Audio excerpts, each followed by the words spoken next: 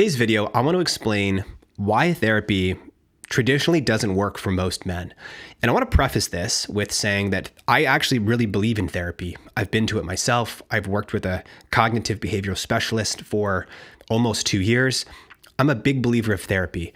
But as somebody that works with men for a living, I've been a part of men's groups since 2021. I see patterns and I hear stories as to why it wasn't an effective medium for them. So I just want to say, this isn't a video around I believe therapy is wrong or I believe therapy doesn't work. I believe 100% does work. I do believe in it. And I think that if you have deeply rooted traumatic issues from your past that is causing you a lot of anxiety or a lot of depression, I do believe that you need to be working through it with a licensed therapist to get that level of deep support that you might need. What I'm specifically referring to in this video is kind of like men who they're feeling lost, they're having lots of anxiety, and they feel really stuck. Maybe they got over a breakup, but they're having some patterns show up. Kind of like the majority of men that walk around society feeling the weight of life. They're not necessarily people that have deeply traumatic backgrounds. I'm talking kind of just like your average run-of-the-mill dude that is becoming aware and starting to go down his growth and or healing journey. So if you are going to go down the therapy route, you need to find somebody that you trust. And as a man, you most likely want to find a male therapist. Data does suggest that if you are going to go to therapy, the number one determining factor of whether or not it'll work is if you trust the therapist. And I've heard from men, I've had conversations with men where they just don't want to work with the female therapist, not because they're misogynistic, but because they don't want to open up to somebody because they don't feel like she will understand what it's like to be a man and what it's like to be in his shoes. They want a man who understands the weight and the responsibility and also just the generational karma and the baggage and the trauma that men carry.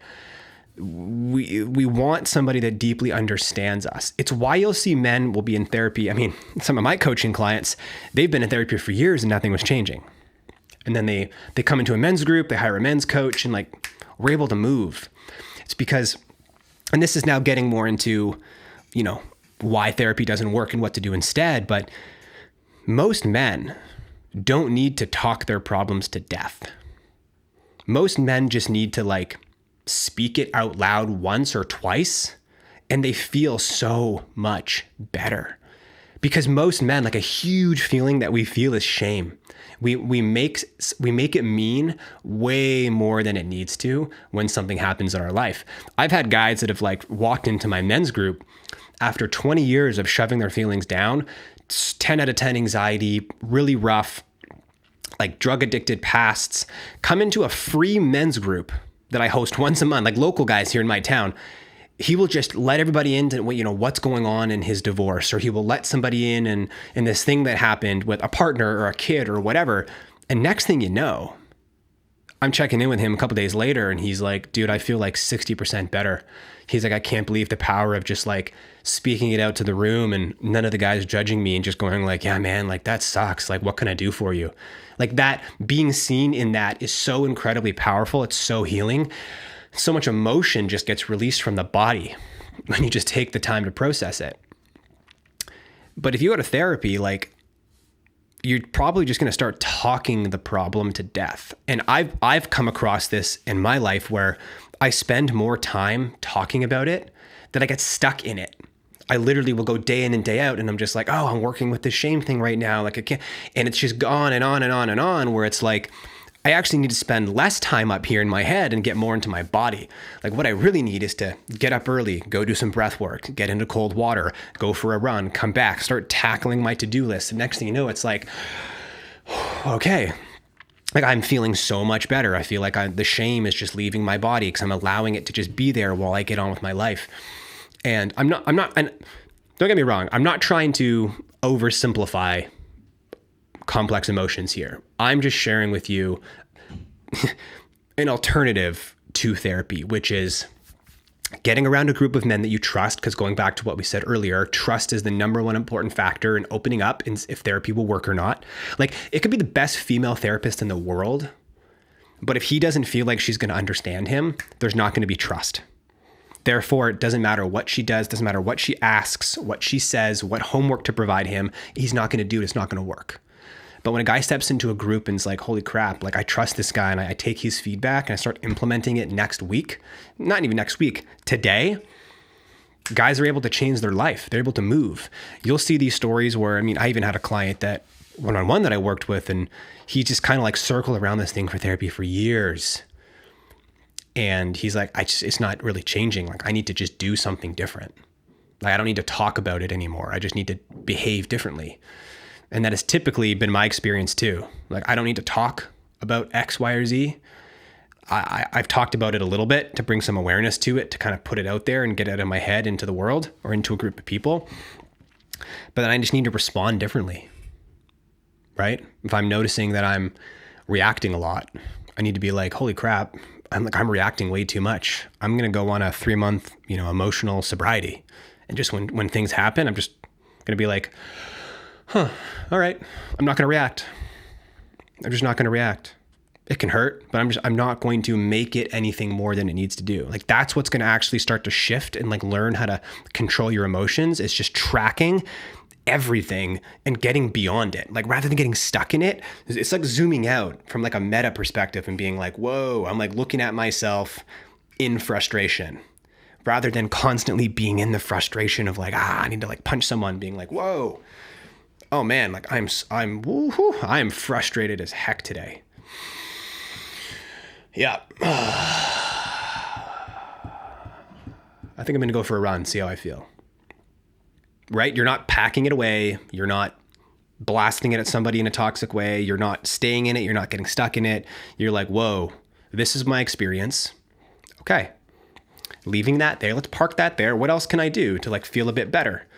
And that's how you actually work with what's alive and what's true in your body. So yeah, I just want to state that this has typically been my experience as to what I've heard from men and personal clients, my own experience, being in groups, hosting men's groups. There are just some common themes that seem to work. And yeah, ultimately, like if I were to oversimplify it, guys need to spend less time talking and thinking about their problems and more time doing the things that are the exact opposite to cure said problems. And that typically, like whenever I get into a low or a stuck point of my life, like I feel like I just came out of one like yesterday, hence why I'm getting the YouTube channel back up and running. Like my life always improves when I just tackle things. Like when I'm just not going to procrastinate anymore. And I'm just like, I'm also like, that's not going to make me nervous anymore. I'm not going to worry about that. You just like, when you have enough power and intention behind taking action, it's like things kind of just dissolve. You're just like, oh, yeah, fuck procrastination.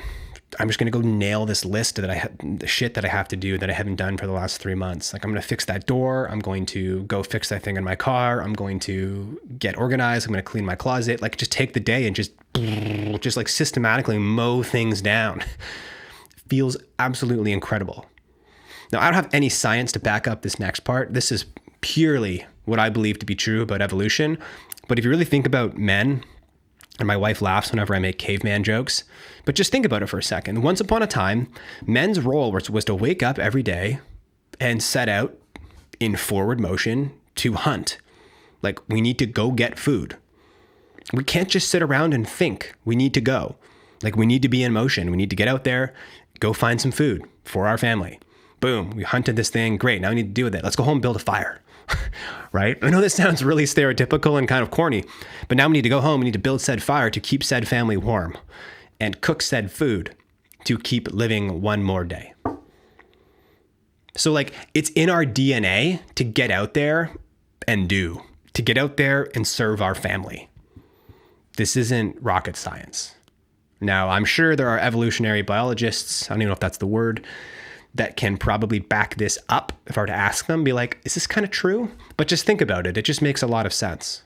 So I just want to be transparent there that I'm not like citing some article here. This is just my understanding and like what I believe to be true about evolution and just like anyways, I'm going to move on. So if you are somebody that you are struggling deeply in life, then I encourage you to reach out to me, book a free call and see if there's a way that I can support you, maybe even point you in the right direction, give you some resources. But ultimately, I deeply care about the happiness and the well-being of men.